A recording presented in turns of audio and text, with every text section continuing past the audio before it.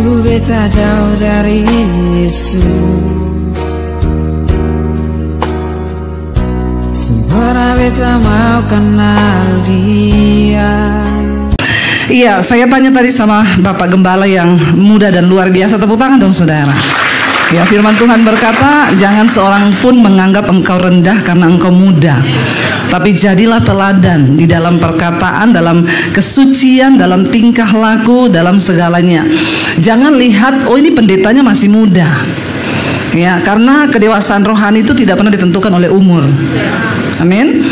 Banyak yang tua tapi nggak jadi teladan. Walaupun muda, kalau jadi teladan itu yang Tuhan cari. Amin. Ya, karena menjadi tua itu pasti, tapi menjadi dewasa itu pilihan. Ngerti tidak maksud saya? Mengerti ya? Tidak semua orang umurnya tua itu dewasa, nggak semua. Ya, contoh ya suami, banyak suami yang tua, tapi nggak bertanggung jawab dalam keluarga. Tapi ada suami yang masih muda, tapi karena dia menjadi dewasa dalam Tuhan, sehingga dia boleh menjadi teladan. Jadi sekali lagi, tua itu pasti, dewasa itu pilihan. Ya, tepuk tangan buat semua di sini yang sudah dewasa. Saya percaya semua di sini bapak-bapak sudah dewasa. Amin. Iya, Bapak Ibu, saya tanya tadi, ini temanya apa gereja ini? Temanya tentang pemurnian. Wow, saya senang saudara kalau ada gereja yang masih ngambil tema-tema tahunan atau bulanan itu tentang pemurnian, tentang kekudusan, karena itu sudah jarang dibahas di gereja-gereja. Ya, gereja sekarang banyak membahas soal berkat, bagaimana kita diberkati Tuhan, bagaimana kita disertai Tuhan. Itu sebenarnya nggak usah dikotbahkan. Kalau hidup kita dimurnikan Tuhan, kalau iman kita murni, maka semua berkat itu akan mengikuti. Amin saudara. Tapi kalau yang kita cari cuma berkat-berkat, kita nggak mau disucikan dan dimurnikan, ya sudah, kita, karena setan juga bisa kasih berkat, setan bisa kasih kekayaan. Ya, saudara pergi ke Gunung Kidul, saudara pergi ke Gunung Kawi, bisa kaya nggak? Udah pernah coba ya Pak? Oh. Soalnya bapaknya yakin sekali bilang bisa gitu ya. Jadi saya pikir bapak sudah pernah coba gitu ya. Orang pergi ke Gunung Kawi bisa kaya saudara, bisa. Ya, karena setan juga bisa kasih kekayaan. Saudara korupsi bisa kaya nggak? Pernah korupsi? Nggak usah angkat tangan ya, nanti kita baptis ulang saudara ya. Baptisnya di laut, direndam 20 menit supaya buka mata langsung di rumah Bapak di surga toh. Nggak usah lama-lama lagi ya. Jadi saudara, kalau kita bicara soal berkat, soal kekayaan, ya bukan itu tujuan dari kita mengikut Tuhan. Itu bonus yang Tuhan tambahkan. Karena Yesus berkata, carilah dahulu kerajaan Allah dan maka semuanya akan jadi itu adalah bonus yang tidak harus kita cari. Kalau kita mengejar kerajaan Allah, maka bonus itu Tuhan yang tambahkan. Kita baca dulu bersama yuk tentang pemurnian. Buka 1 Petrus pasal yang pertama. Itu AC-nya boleh diarahkan ke saya nih, ampun panas sekali. Semua kiamat soalnya. Jadi neraka mulai terbuka. Makanya bertobat. Kalau bisa tuh diarahkan ke saya tuh, yang itu kan menghadap ke atas ya, biar agak dingin saudara. Iya. 1 Petrus 1 mulai ayat yang ketiga kita baca yuk. Kita baca secara bergantian. 1 Petrus 1 ayat 3 mulai. Saya mau semua saudara membaca Alkitab supaya ya 1 Petrus 1 ayat yang ketiga. Ya, 1 Petrus 1 ayat 3 saudara. Itu bukan itu ayatnya ya. Itu ayatnya ya, terpujilah, mulai dari terpujilah. Kenapa beda ya firman Tuhannya di sini dengan di Alkitab saya? Sudah ganti kah? Coba saudara buka Alkitab saudara. 1 Petrus 1 ayat 3. Terpujilah Allah Bapa. Kenapa ini marilah? Kasih kopi dulu itu multimedia, kasih kopi, dia kurang kopi ya. Kenapa Alkitabnya sudah ganti di situ ya? Coba saudara buka, saudara punya coba. Semakin keringatan loh saya ini. Tiba-tiba mau khotbah ayatnya ganti. Bagaimana ini? Nah itu baru tepuk tangan buat multimedia. Kasih kopi dia ya. Yuk baca bersama. Terpujilah Allah dan Bapa Tuhan kita Yesus Kristus, yang karena rahmat-Nya yang besar telah melahirkan kita kembali oleh kebangkitan Yesus Kristus dari antara orang mati kepada suatu hidup yang penuh pengharapan. Terima kasih, sampai di situ dulu saudara. Tiba-tiba ada angin dari mana? Angin enak ini ya, puji Tuhan. Saudara, dikatakan bahwa terpujilah Allah dan Bapa Tuhan kita Yesus Kristus, yang karena rahmat-Nya yang besar melahirkan kita kembali ya, oleh apa dikatakan? Oleh kebangkitan Kristus dari antara orang mati kepada suatu hidup yang penuh pengharapan. Ini tidak berbicara tentang nanti kalau sudah mati lalu kita dibangkitkan. Ini bicara tentang hidup yang sekarang.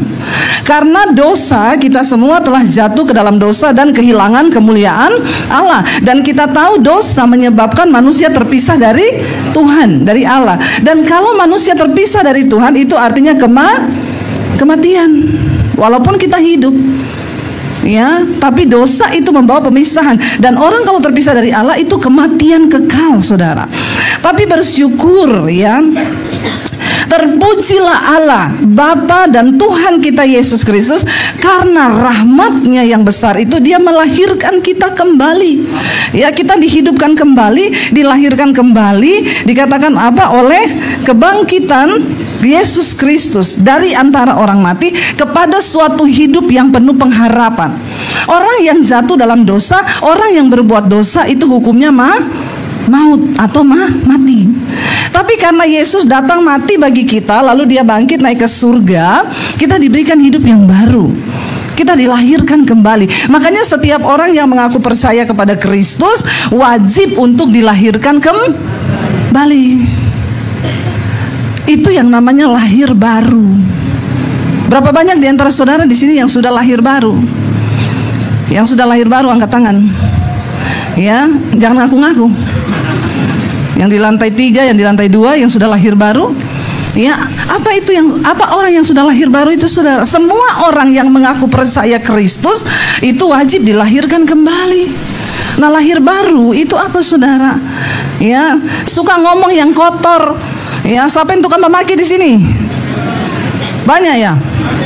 Haleluya, mengaku akhirnya kau. Yang baju tidak ada, yang tidak ada, sekarang memaki banyak. Ya. Kau di gereja kalau nyanyi holy, ya malaikat keriting semua dengernya. Orang Kristen kalau nyanyi holy, ya sampai di rumah, tertawakanlah dirimu sendiri tuh. Sampai di rumah waktu berantem suami istri, waktu marah sama anak, semua kata-kata kebun binatang keluar. Banyak di sini ya, maka harus bertobat, lahir baru, dilahirkan kembali.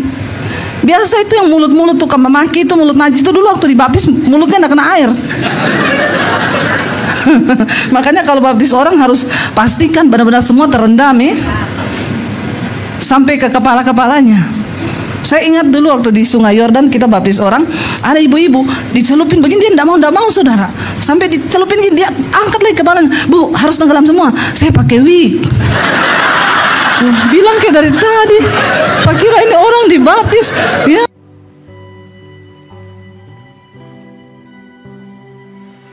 Nanti saya takut wig saya hanyut. Tapi benar juga kalau dicemplungin wig hanyut, kita kira kepalanya melayang nanti di air sana. Ternyata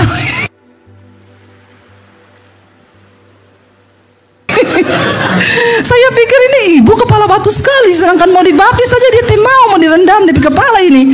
Ya, kenapa perlu kepala itu masuk semua? Supaya pikiran kita ini juga dibaharui, amin.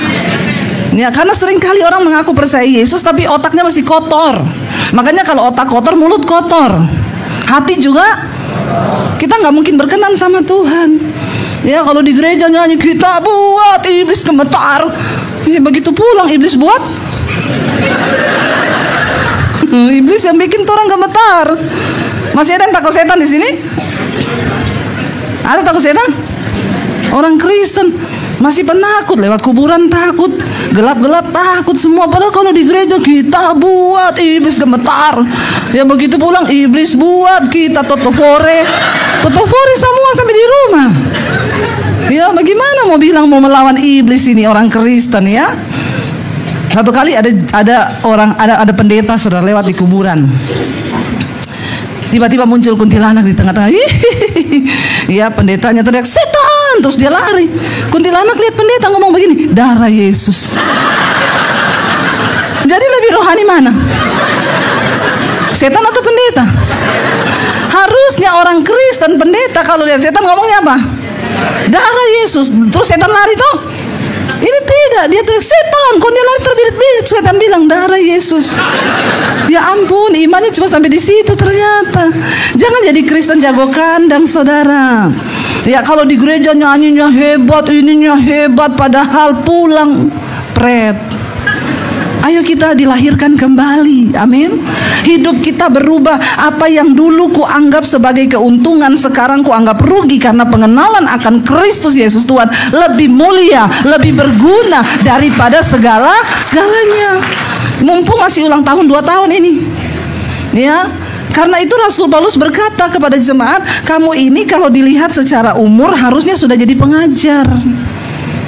Tapi sekarang toh aja asas-asas tentang dasar kekristenan kamu belum tahu. Banyak orang Kristen model begini. Saudara-saudara, ini ada sebenarnya di kantong Kristen loh. Saya kemarin baca berita, NTT itu merupakan salah satu kantong Kristen terbesar di Indonesia juga. Tapi tingkat kejahatan paling tinggi juga di sana. Tingkat kenajisan, kejahatan, kriminalitas itu juga paling tinggi di sana. Ya, lalu artikel itu bilang, ini bagaimana seperti ini? Ini kantong Kristen loh. Ya, saya sih sedih membaca itu dan dalam hati saya cuma begini ya. Ya begini ini kalau kantong Kristen, orang Kristen tapi tidak menjadi pelaku firman Tuhan. Ya begini kalau orang Kristen tidak lahir baru, nggak mau bertobat, cuma ngaku agama Kristen tok, tapi tidak melakukan firman Tuhan. Saya ketika pertama kali bertobat terima Tuhan Yesus, siapa yang sudah pernah dengar kesaksian saya? Angkat tangan. Yang belum bertobat. Ya, siapa yang ikuti channel YouTube saya? Yang belum tolong subscribe. Ya, Debbie Basjir TV ya. Saudara, saya bertobat tahun 95 ya. Tapi saya haji, saya terima Tuhan Yesus tahun 95 waktu saya lulus SMA. Saya ya dari kecil sudah diwanti-wanti sama papi saya, jangan kamu jadi Kristen, apalagi gara-gara kamu menikah yang tidak sama, mirip setan, syaiton, ya. Saudara, jadi saya nggak berani jatuh cinta sama cowok Kristen. Dan ya memang firman Tuhan Yesus berkata, bukan kamu yang pilih aku, tapi aku yang pilih kamu. Kalau saudara duduk di kursi malam ini di gereja ini karena saudara dipilih Tuhan. Bilang kanan kirimu, kamu tuh dipilih Tuhan loh. Ya, dipilih Tuhan saudara ya.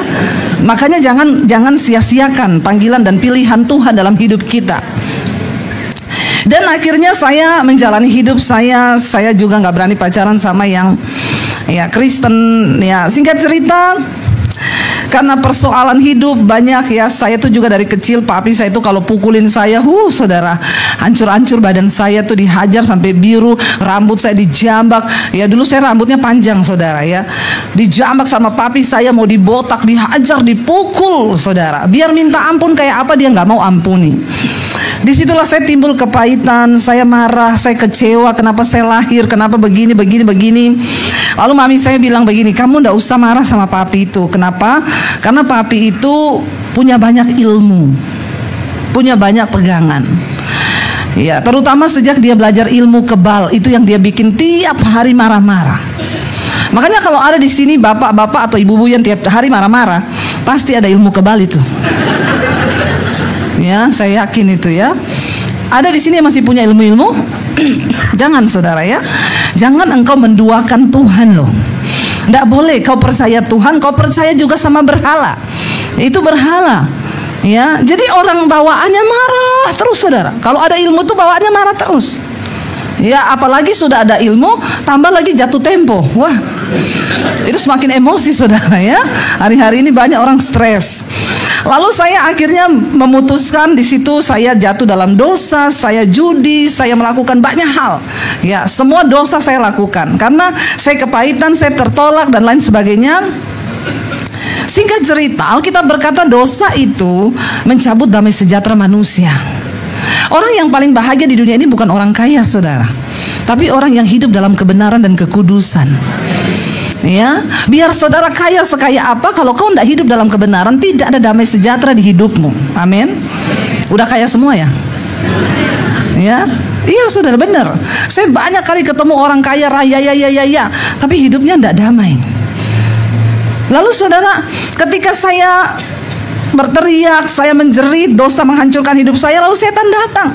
Ngapain kamu hidup? Hidupmu udah hancur, masa depanmu hancur, mending bunuh diri. Itu yang paling enak, mati aja kamu, bunuh diri aja. Ya, nggak ada orang yang sayang kamu, orang tuamu juga nggak sayang, ini segala macam, dan wah berkecamuk. Itu dosa saudara. Akhirnya saya pikir, iya lebih baik saya mati bunuh diri. Hari-hari itu saya banyak merenung, tapi satu pertanyaan di pikiran saya berkata begini, Tuhan itu ada kan? Siapa yang pernah berpikir bahwa Tuhan itu nggak ada? Ya, Tuhan ada apa enggak? Saudara pernah enggak masuk dalam satu perenungan, Tuhan itu ada apa tidak ya? Ini adalah sebuah pertanyaan penting supaya engkau bisa ketemu Tuhan. Jangan cuma jadi orang yang terima agama warisan dari orang tua. Tapi kita semua penting berjumpa secara pribadi dengan Tuhan. Saya bilang begini, Tuhan, saya tahu engkau ada. Buktinya saya ada. Dunia ini ada, alam semesta ada, itu berarti ada Tuhan. Orang yang paling bodoh, paling goblok di dunia ini adalah bukan orang yang tidak sekolah, orang yang tidak percaya ada Tuhan. Itu orang paling bodoh di dunia. Karena kenapa? Kita lihat saja manusia ini, kita ini semua diciptakan sama loh, matanya dua, hidung satu toh, mulut satu, tapi mukanya tidak ada yang sama toh, bener kan? Bener nggak saudara? Ya, kita ini semua diciptakan sama loh, makanya tidak usah operasi-operasi ya. Disyukuri saja hidungnya sudah begini, yang penting lubangnya menghadap ke bawah toh. Kalau lubang hidung menghadap ke atas itu harus dioperasi. Bukan apa-apa, kalau mandi masuk air mati kau, nggak bisa napas ya. Tapi kalau sudah begini sudah disyukuri saja. Ini sudah terbaik rancangan Tuhan ya. Nggak usah operasi. Saya ditawari satu klinik di Jakarta yang cukup ternama, tempat artis-artis operasi. Karena lihat Instagram saya, dia inbox saya, Bu Debbie, kami mau tawari ibu endorse kerjasama. Ibu boleh pilih semua treatment yang ada. Ibu bisa mancungin hidung, panjangin dagu, apa yang ibu mau rubah silahkan ibu pilih. All treatment, semua ibu boleh pilih. Syaratnya ibu hanya tayangkan di story ibu saja, dan satu di reels ibu. Ya itu aja Bu, ya yang kami minta. Saya tanya sama suami saya uji suami saya nih saudara. Ya saya nggak mau, saya bilang, aku ditawari nih, kira-kira mau mancungin hidung atau apa nih ya. Karena ada beberapa pendeta juga terima tawarannya, hidungnya jadi mancung saudara, dagunya jadi panjang. Saya bilang sama suami, saya mau ambil yang mana nih? Kata suami saya, ya silakan saja kau ambil, nanti kalau mati malaikat tidak kenal kau. Iya juga ya, nanti menghadap Tuhan malaikat bilang, siapa kau tidak dikenal, ya selain Debbie Basir ini, so bukan begitu. Jadi nggak jadi, saya tolak. Saya bilang, oh terima kasih, saya nggak mau ya. Padahal tuh klinik mahal sekali saudara, tapi enggak. Tuhan menciptakan kita ini sudah paling bagus ya. Nggak usah dirubah orang karena nggak puas apa ya. Di Jakarta banyak, di sini nggak ada toh. Ada di sini yang merubah-rubah hidung, disuntik-suntik itu apa segala macam, nggak usah ya. Biasa Jo, karena Tuhan tuh melihat hati kita, amin. Ya, ada ibu-ibu saudara di Jakarta habis operasi mancungin hidung, cantik, hidungnya mancung, tapi bicara jadi gini, Bu apa kabar? Baik. Kena syaraf. Waktu dioperasi kena syaraf saudara. Ada benar, cantik, tapi kalau ngomong gimana kau? Mending gak usah, biasa-biasa saja ya, karena Tuhan mau itu kecantikan batiniah kita, amin. Lalu saudara, saya akhirnya ya bertanya, Tuhan apakah Tuhan itu ada? Oke, saya percaya Tuhan ada. Sampai di satu titik itu, kalau memang Tuhan ada, siapa engkau itu Tuhan? Karena banyak agama ini di dunia ini, kan Tuhan cuma satu toh. Nah kita harus benar-benar punya keyakinan yang benar siapa Tuhan itu. Ya, saya berdoa, Tuhan tunjukkan dirimu kepada saya sebelum saya mati bunuh diri. Kalau memang Tuhan itu ada menciptakan manusia, kenapa kau jahat sekali Tuhan, kau ciptakan saya di keluarga seperti ini, lalu saya memberontak, saya jatuh dalam dosa, saya dipukuli, dan malam ini saya mau bunuh diri. Kalau saya mau bunuh diri, saya pasti kan masuk neraka. Terus Tuhan puas gitu. Kok jahat sekali kau Tuhan. Itu yang ada di benak saya, saudara. Makanya kita harus mengenal Tuhan, mengenal rencana Tuhan, supaya nggak stres. Banyak orang stres karena nggak kenal Tuhan. Lalu saudara, saya nangis di kamar saya. Cuma satu yang saya minta, Tuhan, sebelum aku bunuh diri, tunjukkan dirimu kepadaku. Saya nggak tahu ternyata keinginan saya itu merupakan satu bentuk iman yang hanya sebiji sesawi yang diperhitungkan Tuhan. Sebelum mati saya pengen ketemu Tuhan. Karena semua orang yang ketemu Tuhan pasti hidupnya berubah, nggak jadi pasti bunuh diri kalau ketemu Tuhan. Akhirnya saya berdoa malam itu di kamar saya nangis. Tiba-tiba saya dijamah satu kuasa yang hari ini saya tahu itu kuasa Roh Kudus. Karena Alkitab berkata, apabila Roh Kudus turun ke atas kamu, maka Roh Kudus akan menginsyafkan yang pertama akan dosa, kebenaran, dan penghakiman. Malam itu saya merasa saya paling berdosa. Saya nangis. Tadinya saya menyalahkan orang tua, menyalahkan ke sekeliling saya, menyalahkan keadaan. Tiba-tiba saya dijamah kuasa Roh Kudus. Saya nangis. Saya merasa aku ini berdosa. Tuhan, ampuni aku. Waktu Roh Kudus turun atas seseorang, orang itu akan merasa dia adalah orang yang paling berdosa. Lalu saya menangis. Saya dilawat Tuhan, saudara. Ya, seperti diputar semua dosa-dosa saya minta ampun. Tuhan, ampuni saya Tuhan. Saya dilawat Tuhan. Itulah malam perjumpaan saya dengan Tuhan. Lalu saya terus nangis, saya menyebut Yesus, Yesus, Yesus. Saya tidak tahu kenapa, tapi Alkitab berkata tidak ada seorang pun yang bisa menyebut Yesus itu Tuhan kalau bukan karena pekerjaan Roh Kudus. Hari itu merupakan titik balik saya dilahirkan kembali. Saya bertemu Tuhan. Dan apa yang terjadi? Tidak ada pikiran bunuh diri, nggak ada pikiran mati. Yang ada di benak saya cuma aku pengen kenal siapa Tuhan Yesus ini. Lalu saya ke gereja. Saya pakai baju senam karena dulu saya pelatih senam. Percayalah, saya dulu pernah kurus. Ya. Saya pergi ke gereja pakai baju senam. Saya dengar firman, saya dikasih Alkitab ya sama orang gereja. Karena saya bilang saya bukan orang Kristen, saya dikasih Alkitab. Saya bawa pulang Alkitab. Setiap hari saya baca Alkitab, satu hari 6 sampai 7 jam. Saya baca Alkitabnya di mana? Di kamar mandi. Ya, 1 jam saya baca, nanti saya keluar. Sehari itu saya lapar dan haus. Saya percaya itu nggak dialami oleh orang Kristen yang lahir dari kecil Kristen. Ya, bagaimana mungkin membaca saja aku sulit. Kau tak pernah baca Alkitab toh? Siapa yang tiap hari sini baca Alkitab? Ya, ayo. Yang tidak pernah baca Alkitab? Tidak ada juga. Yang bingung angkat kaki. Ya. Bagaimana engkau bisa menjalani hidup kekristenanmu kalau kau tidak pernah baca Alkitab? Tuhan kasih kita sehari 24 jam loh. Ya, masa kita nggak bisa merenungkan firman Tuhan? Ya, itu handphone itu ada loh. Ayo download aplikasi Alkitab di dalamnya, supaya dimanapun kau berada kau bisa baca Alkitab. Ini kesalahan manusia yang paling fatal. Mereka hidup tapi nggak pernah tahu jalan Tuhan itu apa. Makanya tabrak kanan kiri hidupnya, kacau balau. Waktu udah kacau baru datang Tuhan. Kenapa begini? Malaikat bilang, pret lu. Ya, baca Alkitab. Yang muda-muda di sini mau cari jodoh, baca Alkitab. Amin.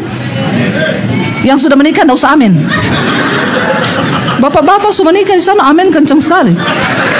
Ya, jangan mengamin-amin kau ya. Yang belum nikah saja yang amin. Baca Alkitab ya, supaya kau enggak salah pilih istri, enggak salah pilih suami. Karena ini perjalanan seumur hidup. Sekarang perceraian di kalangan Kristen juga tinggi, saudara. Kenapa? Karena orang Kristen kawin nggak pernah baca Alkitab. Berapa banyak sini yang belum menikah? Coba angkat tangan yang belum menikah, saya mau lihat. Coba sekalian di belakang sana ya. Yang belum menikah angkat tangan. Bersyukur yang kaum jombloers angkat tangan. Banyak ya di sini yang belum menikah. Baca Alkitab waktu kau mau cari jodoh. Amin. Supaya nggak salah pilih. Ya, contoh cari istri yang benar kayak apa ya? Saya kalau ada orang tanya, "Bu, mau cari istri yang benar tuh baca Amsal 31." Ya, istri yang cakap itu mahkota suaminya. Ciri-cirinya apa? Dia bangun waktu hari masih malam. Istri yang takut Tuhan tuh bangun subuh-subuh. Amin. Kalau ada ibu-ibu bangunnya jam 8, siram air saja bapak-bapak. Itu tidak alkitabiah itu. Karena Alkitab bilang istri yang cakap itu dia bangun waktu hari masih gelap. Untuk apa? Menyediakan makanan bagi sesi rumahnya. Ya, wanita yang takut Tuhan itu harus bisa masak, ngurus rumah. Amin. Ibu-ibu nih, amin ya, kenceng ya, amin ya Bu ya. Berarti ibu tuh digaji suaminya luar biasa ya Bu ya. Haleluya. Iya saudara, dan suaminya akan berbahagia. Kalau kita baca Alkitab, semua tuh ada di Alkitab. Mencari suami yang sepadan itu seperti apa? Kita bukan takut akan Tuhan, yang seimbang, tidak merokok. Ada yang masih merokok sini? Hah, bapak-bapak ada yang masih merokok? Tidak usah angkat tangan. Saya bisa lihat di sini dari kepala-kepalamu itu. Saya tahu yang masih merokok ini, di kepalamu ada asap itu. Nggak usah kalau angkat tangan juga saya tahu kok di sini ya. Terus nanti tanya, Ibu Pendeta, emang di mana ayatnya dilarang merokok? Di pom bensin baca. Di Alkitab tidak ada ditulis dilarang merokok. Di pom bensin banyak. Sedangkan di pom bensin saja kau tidak diterima, bagaimana di surga? Amin. Ya, di pom bensin saja kau tidak diterima, pada di surga. Pakai tanya di mana ayatnya? Tuhan menciptakan tubuhmu itu sehat. Ya, barang siapa membinasakan bait Allah, maka Allah akan membinasakan. Saya tahu nih di Ambon ini banyak nih bapak-bapak merokok ini. Oh banyak toh. Kau tidak bisa menyembah Tuhan berkata holy, sementara juga rokok kudusmu menyala. Pulang di rumah, ya merokok. Bagaimana orang Kristen merokok? Hello.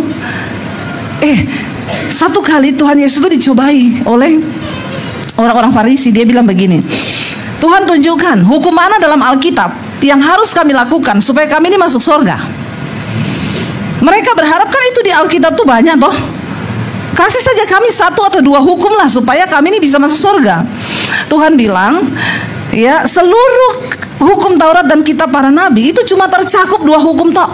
Kalau semua itu dirangkum, maka cuma dapat 2 hukum. Yang pertama, kasihilah Tuhan Allahmu dengan segenap hatimu, dengan segenap jiwamu, dengan segenap akal budimu, dengan segenap kekuatanmu. Yang kedua, kasihilah sesamamu manusia seperti dirimu sendiri. Cuma 2 hukum itu kalau kau lakukan kau masuk surga. Nah orang yang merokok itu tidak masuk surga. Kenapa? Kau tidak memenuhi hukum yang pertama tadi. Kasihi Tuhan Allahmu dengan segenap hatimu, dengan segenap jiwamu, dengan segenap. Kita harus mengasihi Tuhan dengan segenap akal. Ini air minum saudara, ya. Kira-kira kalau air ini saudara saya mau minum, ada tulisannya begini, barang siapa yang minum air ini akan kena kanker, serangan jantung, kematian, kanker, air ini membunuhmu. Hello, kalau kau punya akal budi, punya otak, orang Ambon bilang orang ini sama-sama dari timur lah ya, jadi tidak usah bicara-bicara yang halus-halus, amin. Ya, sudah nggak usah pakai halus-halus, baku bagi saja orang ini di sini ya, karena orang bersaudara toh. Kalau kita punya otak nih, punya akal budi nih. Ditulis bahwa kalau minum air ini menyebabkan kanker, darah tinggi, stroke, jantung, air ini membunuhmu. Kira-kira saudara minum nggak air ini? Kecuali orang yang tidak ada otak. Jadi orang merokok itu tidak ada. Bagaimana kau perempuan mau menikah dengan laki-laki yang tidak ada? Sudah kau jalanilah itu rumah tanggamu penuh neraka. Kau kawin dengan laki-laki tidak ada otak. Dia tidak mengasihi Tuhan dengan akal budi. Bagaimana bisa kalau kau punya akal budi? Ya kau tetap, kita nih kalau mau makan sesuatu, ada coklat atau apa kita makan, dilihat dong tanggal kadaluarsanya ini. Kalau ditulis sudah kadaluarsa 2 bulan, saudara mau makan lagi enggak? Sudah kadaluarsa. Kita takut keracunan. Tapi orang yang merokok itu gobloknya goblok. Itu gambar rokok sudah gambar kanker tenggorokan, kanker hidung, kanker paru-paru. Itu tetap aja saudara. Bagaimana kau bisa mengasihi Tuhan dengan akal budi? Ya, jadi tidak usah tanya lagi ayatnya di mana. Pakai yang merokok tidak ada. Ya sudah. Ya saudara, dikatakan di sana, kita lanjut ayatnya ya.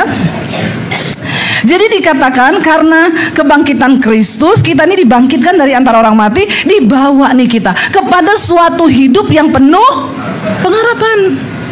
Orang berdosa udah gak ada pengharapan, pasti mati. Ayat 4, pengharapannya itu apa saudara? Untuk, ayat 4 berkata 1, 2, 3, untuk menerima suatu bagian yang tidak dapat binasa, yang tidak dapat semar, yang tidak dapat layu, yang tersimpan di...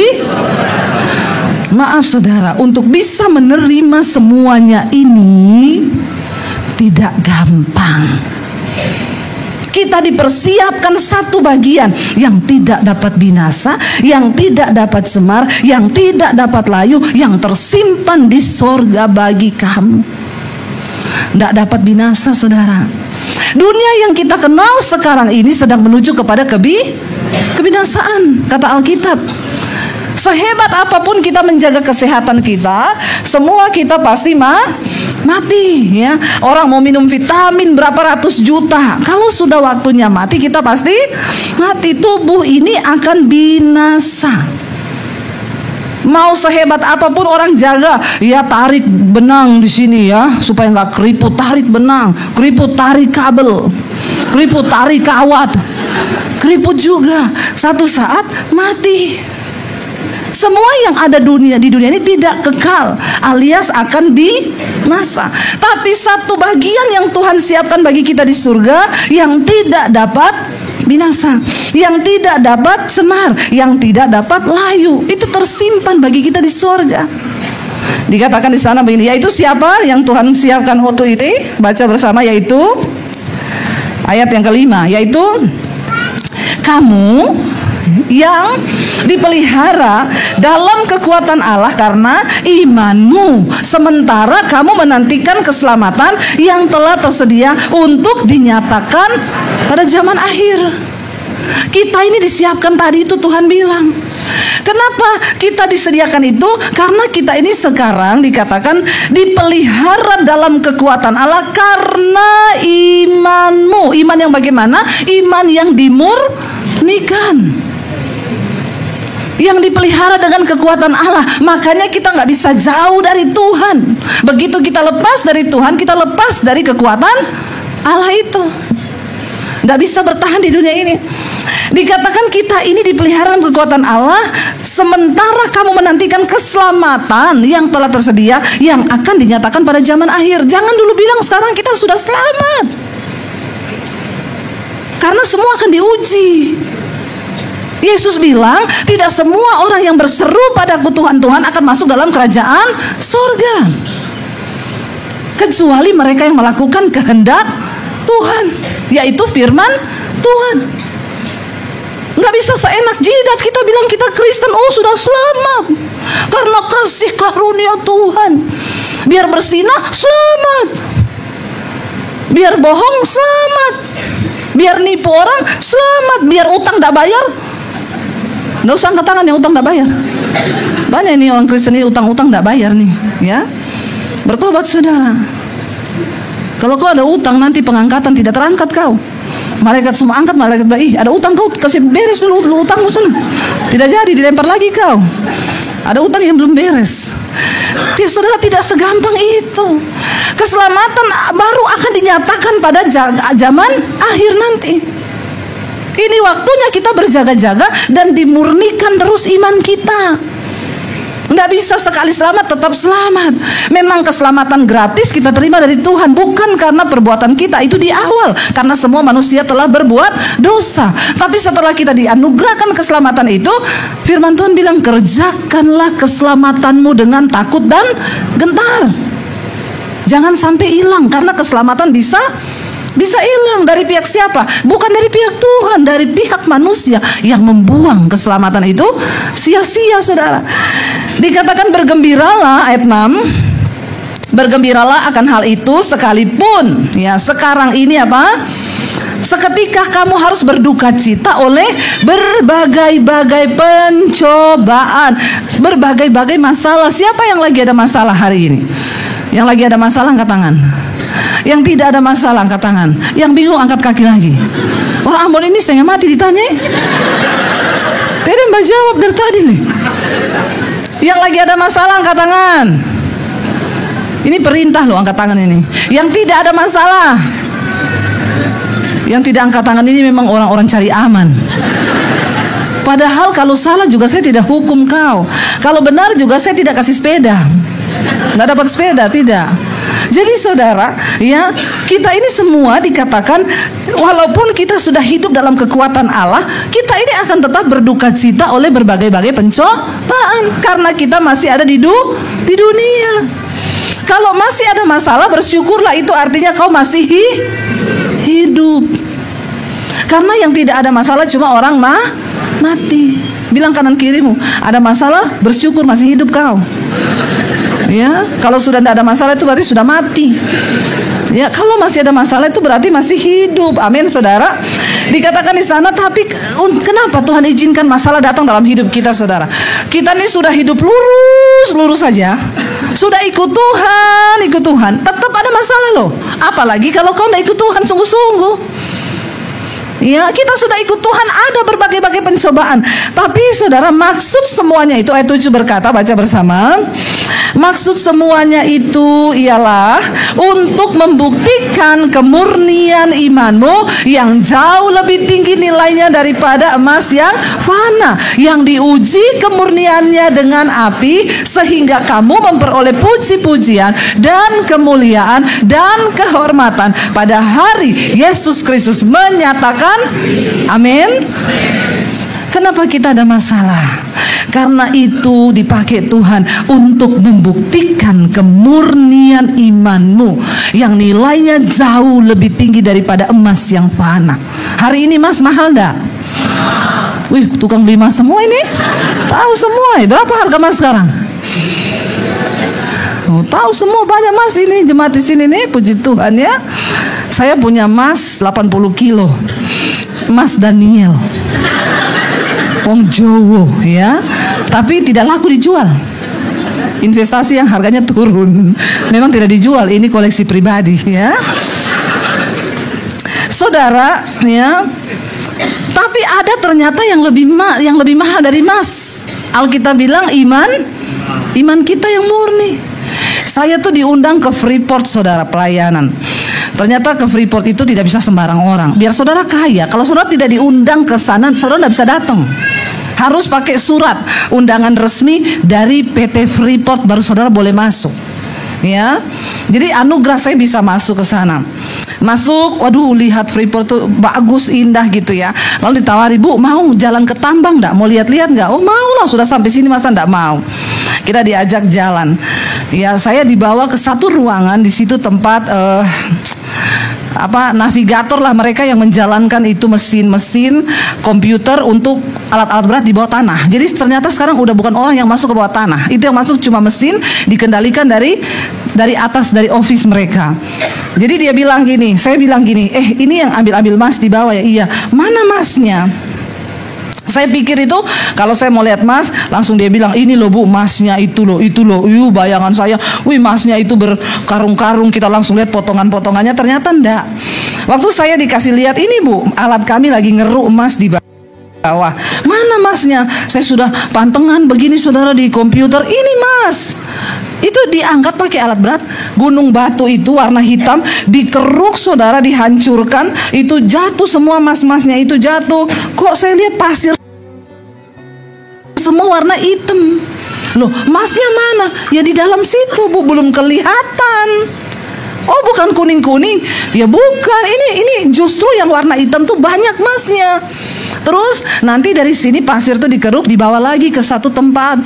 Lalu itu nanti disaring, dikasih bahan obat apa. Nanti di situ baru disaring lagi. Waktu sudah dapat serbuk, dipanaskan dia sekian ribu derajat, baru dia meleleh, baru terbagi itu antara ini tembaganya, ini emasnya, terpisah sendiri. Nah, emasnya itu diambil, harus dipanaskan, itu panas, suhu yang sangat panas, baru bisa dapat emas murni. Bagaimana iman kita ini bisa dibilang iman yang murni? Nggak bisa. Kau cuma ke gereja tiap hari Minggu terus dibilang imanmu murni, kagak. Ya, orang Kristen tuh banyak, tapi yang dimurnikan cuma sedikit yang mau. Dan dimurnikan tuh nggak enak, saudara. Kita dikeruk dulu, diambil dulu, diangkat dulu, dipanaskan sampai berapa ribu derajat. Itu panas, tapi tidak ada cara lain untuk menunjukkan kemurnian selain melalui api yang panas. Amin, saudara. Waktu saya terima Tuhan Yesus, ya, banyak orang berpikir ikut Yesus itu enak. Siapa yang bilang ikut Yesus enak? Ya, siapa yang bilang tidak enak?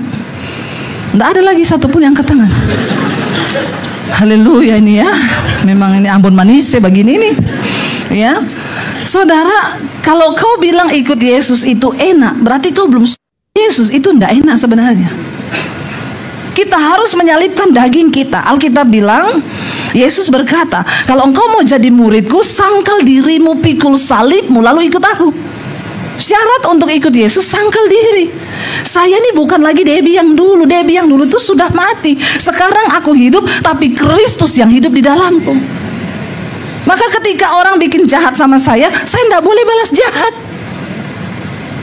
Enak enggak, saudara? Orang bikin jahat sama saudara, tapi saudara suruh doakan supaya dia diberkati. Hello, saudara, berapa yang sudah mendoakan musuhnya di sini? Sudah pernah mendoakan musuhnya? Banyak ya? Pembalasanmu lebih luar biasa. Haleluya ya. Itu orang berdoa begitu ya. Mendoakan musuh, sudah saya doakan, Tuhan balas dia Tuhan. Karena kalau aku yang balas biasa saja, tapi tunggu kalau Tuhan yang balas. Bahkan banyak status orang Kristen bikin begitu loh di Facebook. Ya, orang-orang Kristen yang belum mengalami Tuhan, saya bisa lihat statusnya. Ya, lihat aja kau. Kalau aku yang balas tidak seberapa, tapi kalau Tuhan yang balas, ya, bertobat. Tuhan bilang berkati musuhmu, doakan dia. Saudara, saya mau tanya, kita suruh doakan musuh, berkati musuh itu enak? Enak nggak doakan musuh? Nggak enak. Jadi ikut Yesus sungguh-sungguh enak? Nggak enak toh. Siapa bilang ikut Yesus sungguh-sungguh enak? Nggak enak ikut Yesus sungguh-sungguh. Kalau ada orang yang bilang ikut Yesus itu enak, berarti dia belum sungguh-sungguh ikut Yesus. Ikut Yesus tidak enak. Kita harus menanggalkan kedagingan kita, keakuan kita tidak enak. Ya, karena roh memang penurut, tapi daging ganas.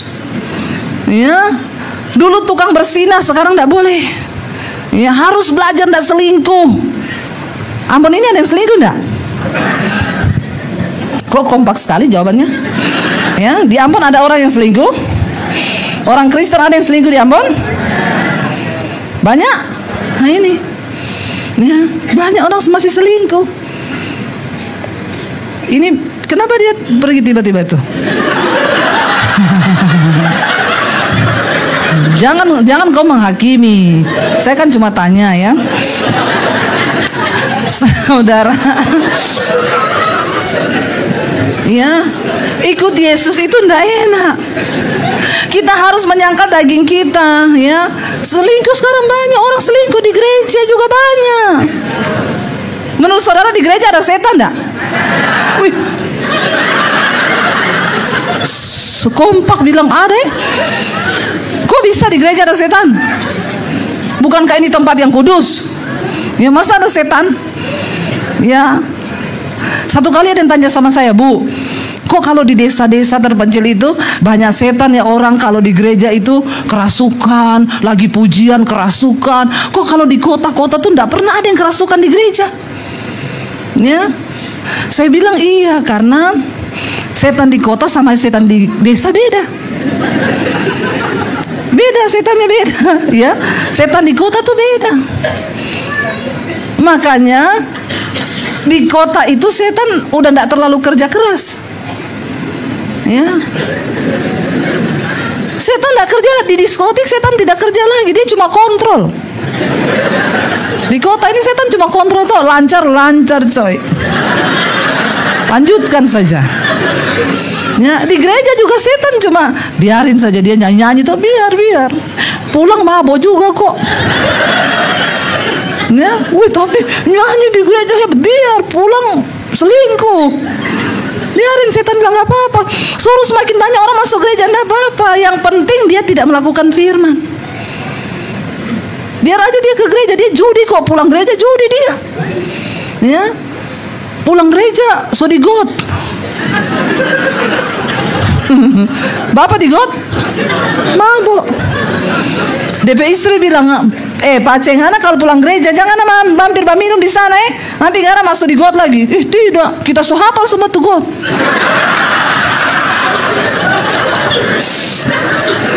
Betul, DP besok pulang gereja orang datang, Mace, napa Pak Ceng so di got sana? Dia datang, Pak Ceng, so bilang kemarin kau pulang gereja jangan pergi minum so masuk di got lagi Ngana. Pak Ceng bilang, siapa yang kasih pindah itu got kemarin? Kemarin tidak got di sini. Kenapa saudara yang kasih pindah? Memang keras kepala saudara, tema bertobat. Ya, tapi kalau di gereja nyanyi hebat, kalau di gereja nyanyi luar biasa memang Hello, mau sampai kapan kita jadi Kristen yang seperti itu? Sehingga kita nggak berdampak buat kota, kita nggak berdampak buat bangsa. Kekristenan mati karena tidak punya kuasa. Setan bilang kau percaya satu Allah saja. Alkitab bilang kau percaya satu Allah saja itu baik, tapi setan juga percaya akan hal itu. Jadi kalau iman kita cuma sampai dipercaya, apa bedanya kita sama setan? Orang Kristen yang imannya cuma sampai di level percaya, berarti kau satu level sama? Lo bener. Karena firman Tuhan bilang setan juga percaya. Lah kalau kau cuma sampai dipercaya, berarti kau satu level sama setan. Nah, apa yang membedakan kita dengan setan? Setan percaya kepada Allah, kita juga percaya. Tapi kita menjadi pelaku firman, sementara setan tidak mungkin melakukan firman. Di situ bedanya. Jadi kalau kau mau level imanmu naik, ya, ayo kita jadi pelaku firman Tuhan. Dimurnikan oleh Tuhan, mau ada masalah jalani. Saya mau dibunuh sama papi saya waktu ketahuan saya jadi Kristen. 95 saya ketahuan, 96 saya diusir dari rumah. Kalau kamu mau percaya Tuhan Yesus, keluar dari rumah ini sebelum papi bikin apa-apa sama kamu, tinggalkan keluarga ini. Jangan kamu anggap kamu punya keluarga. Dan satu lagi kata papi saya, jangan bawa ijazahmu. Saya mau lihat Yesus kasih makan kamu pakai apa. Saya tinggalkan keluarga, saudara, berat. Saya masuk dalam api pengujian yang sangat berat. Saya keluar dari rumah, saya tidak tahu arah mau kemana dari kota Poso saya. Ya, jadi kita ini sama-sama dari kota yang ya punya latar belakang yang sama. Karena kekristenan tidak ada kuasa. Ya, maka setan bekerja. Ayo ambil alih kota ini, amin. Bagi Kristus berdiri menjadi orang benar yang dikuduskan, dan engkau membawa kerajaan Allah bagi kotamu. Saya tinggalkan kota Poso, saya ke kota Palu. Tidak bawa ijazah. Saya mau hidup bagaimana? Saya yang paling merasakan bagaimana hidup tanpa uang 1 sen pun saya rasa. Dan untuk bisa dapat makan, saya tinggal di kos-kosan sepupu saya. Mereka ngekos di situ. Untuk bisa numpang tinggal gratis, saya cuci baju anak-anak kos, saya nyetrika, saya nyapu, saya masak tiap hari jadi pembantu di situ. Setan bilang goblok, percaya Yesus jadi pembantu. Pulang ke keluargamu, sangkal Yesusmu. Air mata berlinang saudara. Di rumah saya banyak pembantu, ada 6 orang.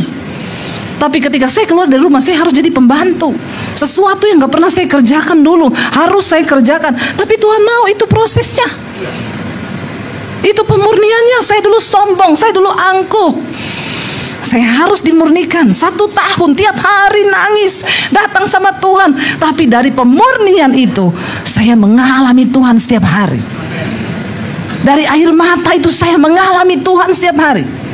Seringkali saudara, memang yang pahit itu penting bagi kita. Yang pahit itu seringkali kita butuhkan dalam jiwa kita. Coba buka Yesaya 38 ayat 17. Yesaya 38 ayat 17. Jangan selalu benci kepada masalah, jangan benci pada teguran Tuhan. Baca 1, 2, 3. Sesungguhnya penderitaan yang pahit menjadi keselamatan bagiku.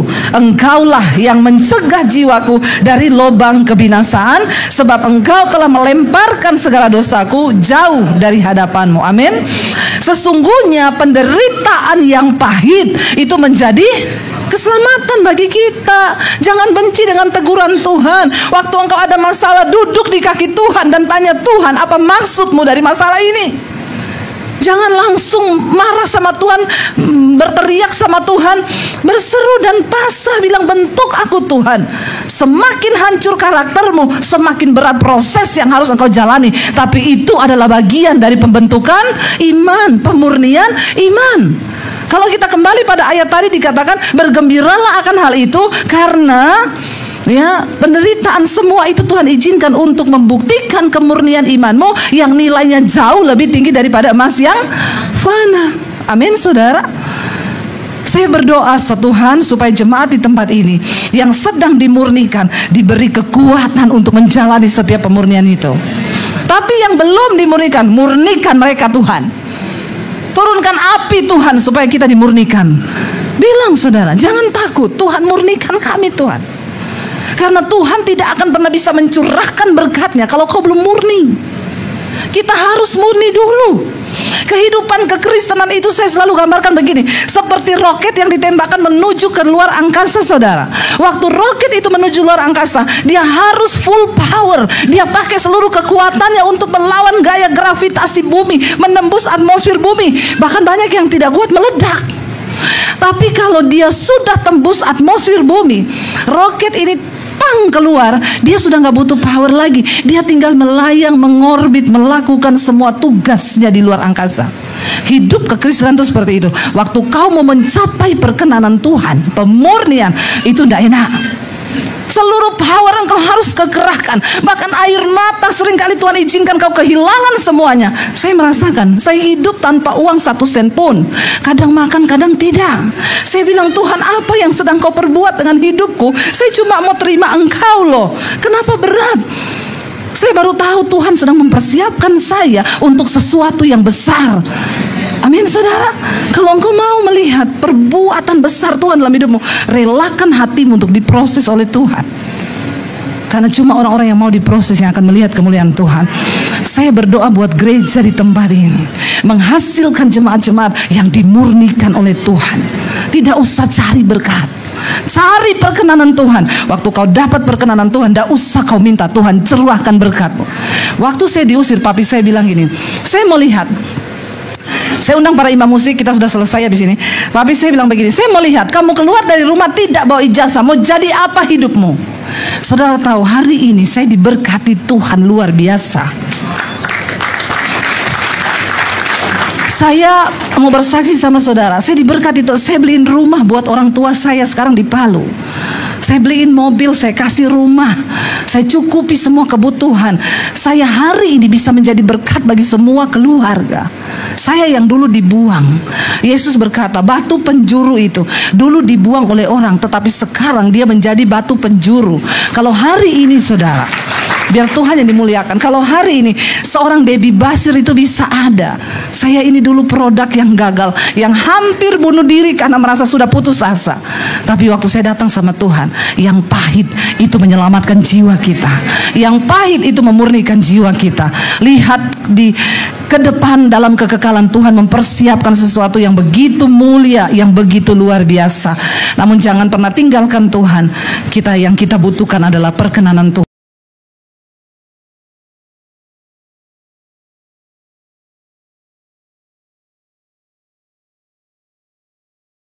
Dulu beta jauh dari Yesus.